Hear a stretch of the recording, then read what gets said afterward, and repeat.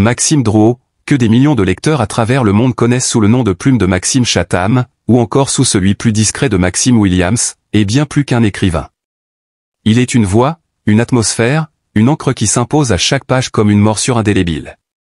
Né le 19 février 1976 à Herblay, ce romancier français a su se tailler une place singulière dans le paysage littéraire en se consacrant à l'univers du thriller, du crime et du fantastique. Sa carrière fut bâtie sur une passion étrange et dérangeante, celle de sonder les ténèbres de l'âme humaine. Pour mieux comprendre ses personnages, pour donner à ses récits une profondeur glaçante, il est allé jusqu'à étudier la criminologie, discipline qu'il a façonnée autant que l'écriture elle-même. Au fil des ans, Maxime Chatham s'est imposé comme le maître incontesté du roman noir français. Ses œuvres de l'âme du mal à la conjuration primitive, en passant par le signal ou la trilogie du mal ont envoûté des générations de lecteurs, captivés par sa capacité à créer des mondes où la peur, la psychologie et l'inattendu se mêlent dans une danse macabre. Dans les salons littéraires, on le décrivait comme un architecte de l'ombre, un bâtisseur de labyrinthes narratifs capable d'emporter même les esprits les plus rationnels dans une spirale d'angoisse. Mais derrière l'écrivain au succès flamboyant, il y avait un homme, discret et sensible, parfois fragilisé par les démons intérieurs qu'il côtoyait si souvent à travers ses personnages. Ses proches savaient combien la frontière entre la fiction et sa propre vie était poreuse. Plonger jour après jour dans les abîmes de la cruauté humaine, reconstituer les gestes des tueurs, comprendre les pulsions les plus sombres, cela ne se faisait jamais sans un prix. Et ce prix, Maxime Chatham semblait l'avoir payé lentement, silencieusement, au fil des années. Puis vint ce jour que personne n'attendait, ce jour qui allait bouleverser non seulement son entourage, mais aussi l'immense communauté de ses lecteurs. Un malaise soudain, une fatigue inhabituelle, une douleur persistante qu'il avait tenté de dissimuler, jusqu'à ce que le corps, épuisé, le trahisse. Maxime Chatham fut conduit d'urgence à l'hôpital. La nouvelle, d'abord tenue secrète, se répandit comme une traînée de poudre. Comment imaginer que cet homme à l'imagination sans fin, ce créateur infatigable, puisse être immobilisé, vulnérable, prisonnier d'un lit d'hôpital? Dans les couloirs aseptisés, les médecins se penchaient sur son cas avec gravité. Leurs visages fermés, leur silence pesant, disaient bien plus que leurs paroles. Puis vint le moment tant redouté, le diagnostic. Brutal. Implacable. Inattendu. Ce que les spécialistes révélèrent dépassait les pires craintes. Une maladie insidieuse, sournoise, rongeait l'écrivain de l'intérieur. Le pronostic fut décrit comme particulièrement sombre. Les mots choisis par le corps médical, bien que précis, ne pouvaient masquer l'évidence, l'état de Maxime Chatham était critiquement dangereux. Dans la chambre, l'atmosphère était lourde. Des moniteurs rythmaient le silence par leur bip régulier, tandis que l'écrivain, d'ordinaire maître absolu de ses histoires, se retrouvait cette fois prisonnier d'un récit qu'il n'avait pas écrit. Ses proches, bouleversés, restaient à ses côtés, cherchant dans ses yeux une étincelle d'espoir, une force encore capable de défier le destin. Mais Maxime, lucide, savait déjà. Le créateur de cauchemars se retrouvait à vivre le sien. Les médecins, eux, parlaient avec prudence, pesant chaque mot. L'un d'eux osa pourtant dire, avec une gravité glaciale, ce que tous craignaient d'entendre, nous faisons tout ce qui est possible, mais l'évolution est imprévisible. Il faut se préparer à l'inimaginable. Cette phrase, tombée comme une condamnation, glaça le sang de ceux qui l'entendirent. Comment préparer le monde à perdre une voix aussi singulière? Comment préparer les lecteurs à voir s'éteindre celui qui avait donné vie à tant d'histoires inoubliables? L'écho de cette annonce franchit très vite les murs de l'hôpital. Les journalistes s'en emparèrent, et bientôt, l'information fit la une, Maxime Chatham en danger vital. Les réseaux sociaux se couvrirent de messages, de prières, d'hommages anticipés. Des milliers de lecteurs racontaient ce que ces livres avaient changé dans leur vie, comment ils avaient appris à aimer la littérature grâce à lui, comment ces récits les avaient accompagnés dans des moments de doute, de peur ou de solitude. Jamais la fragilité humaine n'avait semblé si palpable. Maxime Chatham, l'homme qui explorait les ténèbres, affrontait à présent la plus redoutable des ombres, celle de la fin annoncée. Pourtant, dans cette épreuve, il demeurait une figure héroïque, presque mythique. On racontait que même dans sa chambre d'hôpital, affaibli, il murmurait encore des idées de récits, des fragments d'histoire. Comme si, jusqu'au dernier souffle, son esprit refusait de se taire. Les infirmières confiaient, à voix basse, l'avoir vu griffonner quelques notes sur un carnet posé à son chevet. Des phrases à peine lisibles, mais chargées d'une intensité troublante. Était-ce l'ébauche d'un dernier roman? Était-ce une confession intime destinée à ses proches? Nul ne le savait vraiment. Mais chacun pressentait que ces lignes, si elles voyaient le jour, deviendraient l'ultime témoignage d'un écrivain qui avait voué sa vie à l'art des mots. Dans cette attente insoutenable, le monde retenait son souffle. La France littéraire, les passionnés de thrillers, les lecteurs anonymes, tous scrutaient les bulletins médicaux, guettant un miracle, un signe que l'impossible pouvait être repoussé. Mais chaque jour apportait son lot d'inquiétudes nouvelles. Les médecins, de plus en plus réservés, laissaient deviner que le temps jouait contre lui. Maxime Chatham, qui avait si souvent raconté l'horreur avec précision, devenait à son tour le personnage central d'un drame que nul ne pouvait détourner. Et ce drame, loin d'être une simple tragédie individuelle, résonnait comme une perte annoncée pour toute une génération de lecteurs et d'admirateurs. Car si l'homme était vulnérable, l'écrivain, lui, s'était déjà hissé au rang des immortels. À mesure que les heures s'écoulaient dans la chambre d'hôpital, une atmosphère lourde et irréelle enveloppait les couloirs. L'homme qui, pendant des décennies, avait guidé ses lecteurs à travers des labyrinthes de noirceur et de mystère, gisait désormais au cœur d'un drame dont lui seul n'était pas l'auteur. La nouvelle de son hospitalisation et de son diagnostic dramatique s'était répandue comme une onde de choc. Dans le silence oppressant, ses proches se succédaient à son chevet. Sa famille, bouleversée, n'arrivait pas à accepter la brutalité du destin. Sa compagne, les yeux rougis par les larmes, lui tenait la main comme pour l'ancrer encore un peu plus à la vie, refusant d'admettre que les mots glacés des médecins puissent devenir réalité. Ses enfants, trop jeunes pour comprendre toute la gravité de la situation, percevaient malgré tout l'angoisse dans chaque geste, chaque souffle, chaque regard. Leur père, ce pilier, ce héros, devenait soudainement fragile, presque inaccessible. Dans le monde littéraire, l'annonce avait eu l'effet d'une déflagration. Les éditeurs parlaient à voix basse, incapables d'imaginer un catalogue sans le nom de Maxime Chatham. Les libraires, qui avaient tant de fois vu ses romans se vendre comme des talismans contre l'ennui, redoutaient le vide que laisserait sa disparition. Les écrivains, ses pairs, oscillant entre admiration et douleur, rendaient hommage à sa rigueur, à sa créativité sans bornes, à sa manière unique de manier la peur comme une arme littéraire. Plusieurs confièrent qu'il s'était lancé dans l'écriture grâce à lui, fasciné par sa capacité à transformer l'horreur en art, l'obscurité en lumière. Mais c'était sans doute du côté des lecteurs que l'émotion était la plus vive. Sur les réseaux sociaux, les messages affluaient par milliers. Certains racontaient comment la trilogie du mal avait changé leur rapport à la lecture. D'autres confessaient avoir trouvé dans ses livres un refuge, une manière d'apprivoiser leur propre peur. Beaucoup parlaient de lui comme d'un ami invisible, un compagnon silencieux qui avait su mettre des mots sur leurs angoisses les plus enfouies.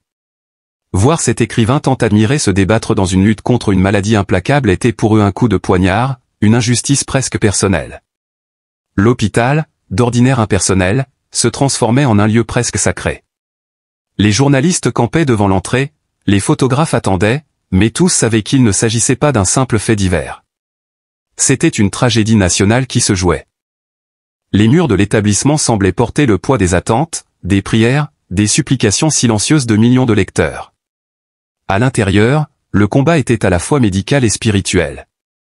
Les médecins, malgré leur tenue professionnelle, laissaient parfois transparaître la difficulté de la situation. Nous nous battons chaque seconde, souffla un chef de service, le regard dur, comme s'il voulait convaincre autant les proches que lui-même. Les infirmières, discrètes, se montraient d'une douceur infinie, conscientes d'accompagner un homme dont l'œuvre avait marqué des générations.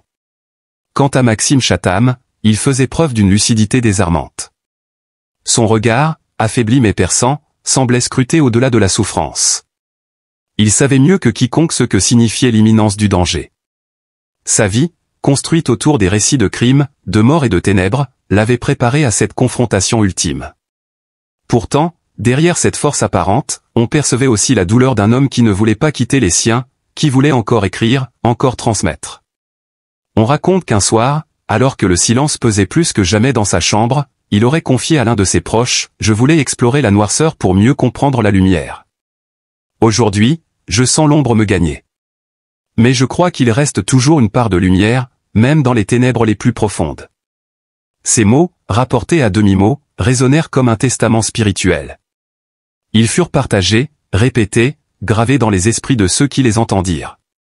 Pendant ce temps, l'attente continuait, interminable. Chaque bulletin médical devenait un événement. Chaque phrase des médecins était disséquée, interprétée, commentée.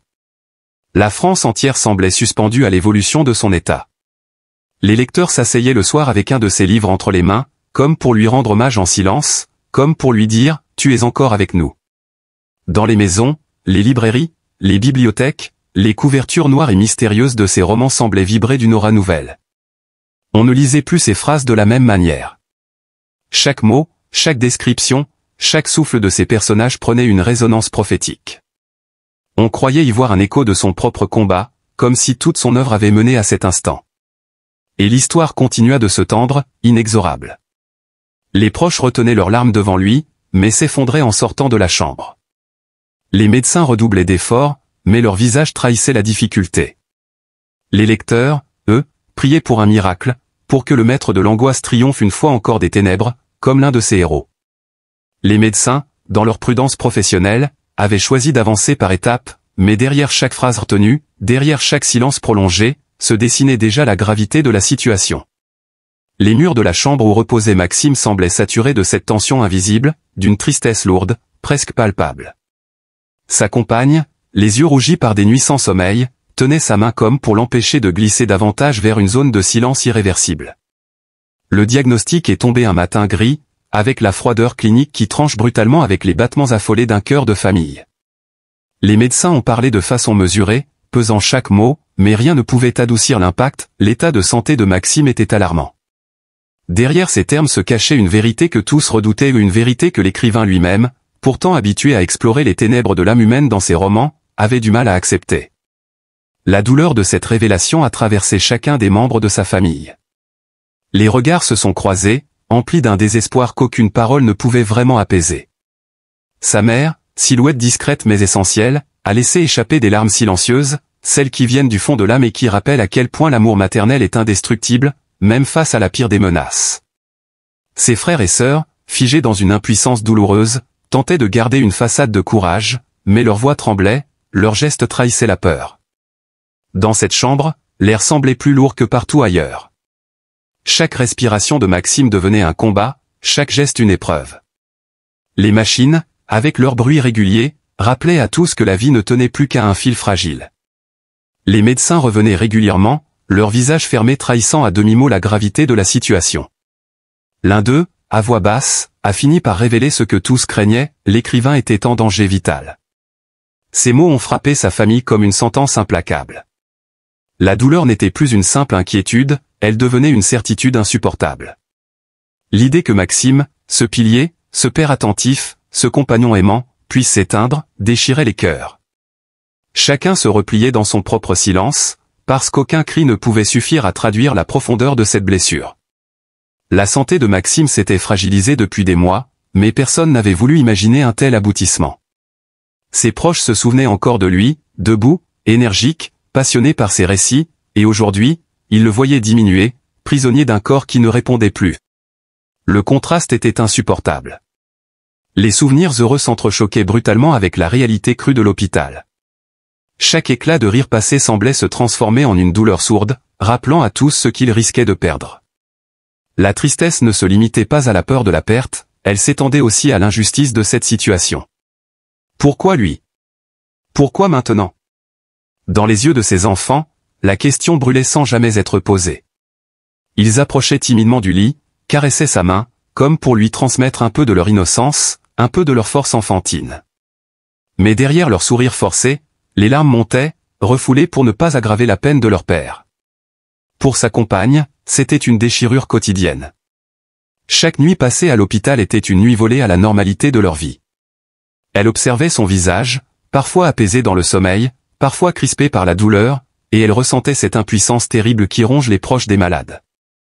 Les médecins pouvaient administrer des soins, mais elle, que pouvait-elle offrir, sinon sa présence, son amour, sa main serrée contre la sienne? Les journées s'écoulaient lentement, rythmées par les visites médicales, les tests, les bilans. Chaque fois que la porte s'ouvrait, le cœur de la famille se serrait. L'annonce pouvait être pire que la veille, ou peut-être un souffle d'espoir. Mais plus le temps passait, plus l'espoir se faisait mince.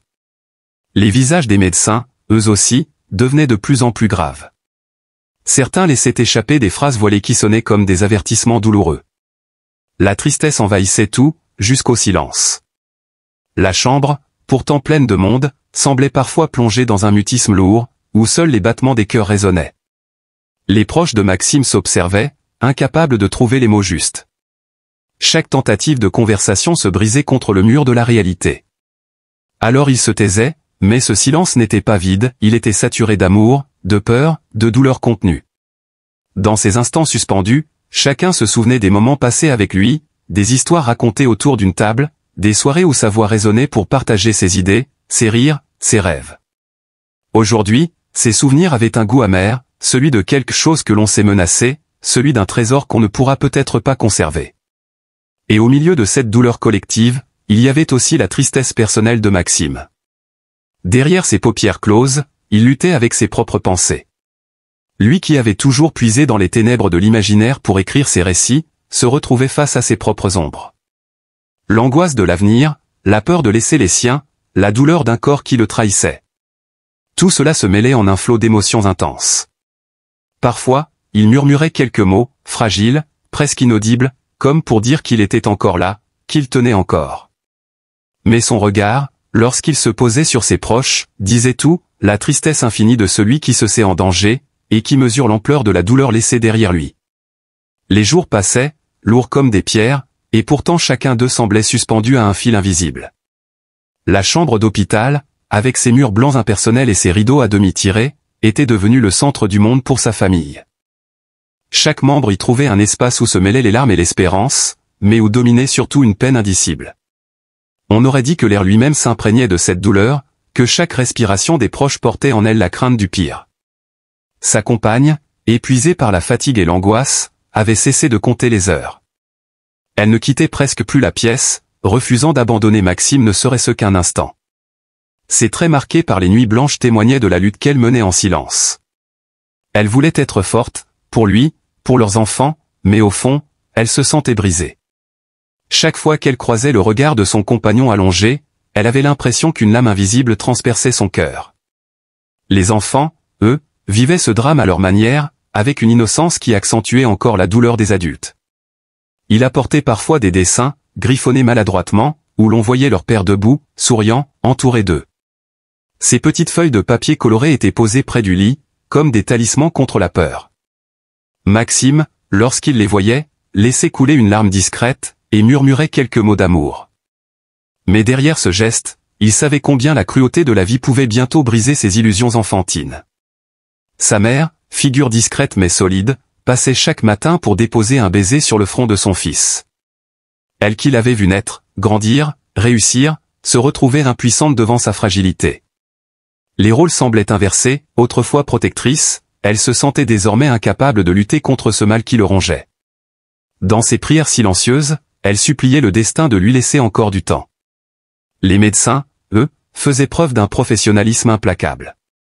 Ils venaient, expliquaient les traitements, ajustaient les machines. Mais même dans leur voix posée, il y avait des inflexions qui trahissaient la gravité de la situation. Certains d'entre eux évitaient de croiser le regard des proches, comme s'ils savaient que chaque mot pouvait faire basculer le peu d'espoir qui restait. L'un d'eux, plus compatissant que les autres, avait osé dire à demi-mot que la situation était critique, que rien ne garantissait une issue favorable. Ces phrases, lourdes comme des pierres tombales, résonnaient encore dans l'esprit de chacun. La tristesse ne se limitait pas à la peur de la mort, elle prenait aussi la forme d'un regret lancinant. Regret de ne pas avoir assez profité de chaque instant, de ne pas avoir dit « je t'aime » plus souvent, de ne pas avoir accordé plus de place aux silences heureux, aux soirées simples passées en famille. Chaque proche se retrouvait confronté à ses propres souvenirs, à ses propres manquements. La douleur devenait collective, mais aussi terriblement intime. Maxime, malgré sa faiblesse, essayait parfois de parler. Sa voix n'était plus qu'un souffle, mais elle portait encore le poids de ses émotions. Il disait combien il aimait les siens, combien il regrettait de les voir souffrir. Parfois, il évoquait son travail d'écrivain, comme pour se raccrocher à ce qui avait toujours été le moteur de sa vie. Mais ses phrases s'interrompaient vite, étouffées par la fatigue et la douleur. Son regard, en revanche, parlait plus que tous les mots, un mélange d'amour infini et de tristesse abyssale. La nuit, lorsque le silence retombait sur l'hôpital, la douleur devenait presque insupportable. Les bruits des machines rythmaient les heures, et chaque bip résonnait comme un rappel cruel de la fragilité de l'existence. Sa compagne restait assise, les yeux ouverts dans l'obscurité, fixant son visage. Elle avait peur de le voir partir dans son sommeil, peur de ce moment qu'elle ne voulait pas affronter. Les larmes coulaient sans bruit, dans le secret de la pénombre, pour ne pas alourdir encore davantage l'atmosphère. Au fil des jours, la tristesse s'était transformée en une sorte de rituel. Les proches venaient, s'assoyaient près du lit, racontaient quelques souvenirs, tentaient de sourire. Mais derrière ces gestes, le chagrin restait intact. Il y avait comme une fracture invisible, une blessure ouverte que rien ne pouvait refermer. Chacun essayait de donner de la force à l'autre, mais au fond, tous savaient que la réalité dépassait leurs forces humaines. Et au milieu de tout cela, il y avait Maxime, fragile, allongé, mais toujours conscient de l'amour qui l'entourait. Il ressentait la douleur de sa famille presque plus intensément que la sienne. C'était cela, le plus cruel, savoir qu'il n'était pas seulement la victime de la maladie, mais aussi la cause involontaire de la peine des siens. Dans ses yeux fatigués, on lisait cette détresse muette, la peur de partir, bien sûr, mais aussi la peur de laisser derrière lui des cœurs brisés. Le temps semblait figé, étiré à l'infini, comme si chaque seconde était une épreuve à traverser. La chambre devenait un lieu hors du monde, où n'existaient plus ni les saisons, ni les jours de la semaine. Seule comptait l'attente, ponctuée de regards, de soupirs, de gestes tremblants. La tristesse était devenue une compagne omniprésente, une ombre qui se glissait dans chaque mot, dans chaque silence, dans chaque respiration. Dans le silence feutré d'une chambre d'hôpital parisienne, les lumières blafardes éclairaient le visage fatigué de Maxime Chatham. L'auteur, maître incontesté du roman noir et des intrigues palpitantes, n'était plus cette figure inébranlable qui fascinait des millions de lecteurs. Cette fois, la réalité avait pris le dessus sur la fiction. Les médecins, après de longues heures d'examen et d'analyse, avaient posé un diagnostic terrible, glaçant même les plus aguerris d'entre eux. Les mots employés par l'un des spécialistes restaient suspendus dans l'air comme une condamnation inévitable, son état est critique, et nous ne pouvons que tenter de ralentir l'inévitable. La nouvelle s'était répandue à la vitesse de l'éclair, traversant les couloirs de l'hôpital, franchissant les frontières des réseaux sociaux, pour atteindre le cœur des lecteurs fidèles. Des milliers de messages affluaient, mêlant inquiétude, compassion et prières silencieuses. Pour beaucoup, il était inconcevable qu'un tel écrivain, capable de donner vie à des univers entiers, puisse être réduit à ce combat intime contre la fragilité de son propre corps. Les proches, eux, restaient à ses côtés, témoins impuissants d'une bataille invisible. Sa famille, ses amis, tous voyaient l'homme derrière les romans, l'être humain derrière la célébrité.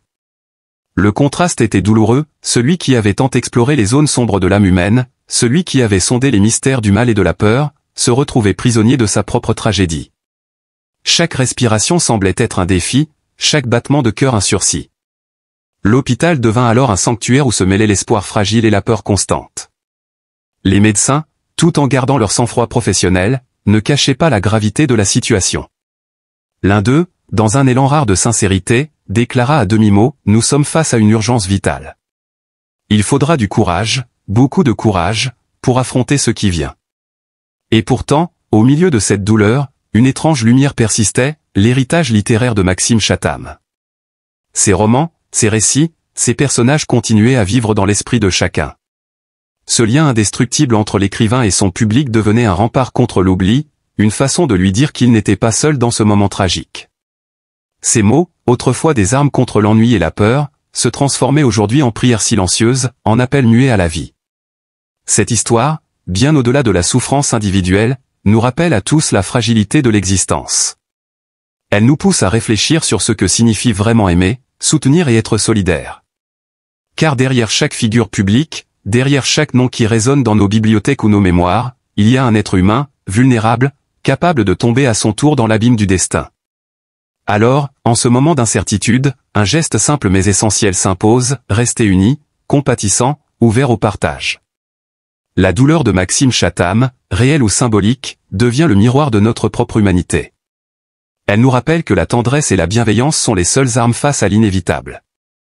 C'est pourquoi je vous invite, chers lecteurs, chers spectateurs, à continuer de soutenir ces récits, ces témoignages, ces instants d'émotion partagés. Votre soutien est la preuve que les histoires, même les plus douloureuses, peuvent rapprocher les êtres et éveiller les consciences. Index revers pointant vers la droite blanc si ce récit vous a touché, si vous croyez en la force des mots, de la solidarité et de la mémoire, je vous encourage vivement à vous abonner à notre chaîne Jemadé TV. Ensemble, nous pourrons continuer à donner une voix à ces instants uniques, à rappeler que derrière chaque destin il y a une histoire qui mérite d'être racontée. Cœur scintillant, abonnez-vous, soutenez-nous, et surtout, restons unis dans la compassion et l'espérance.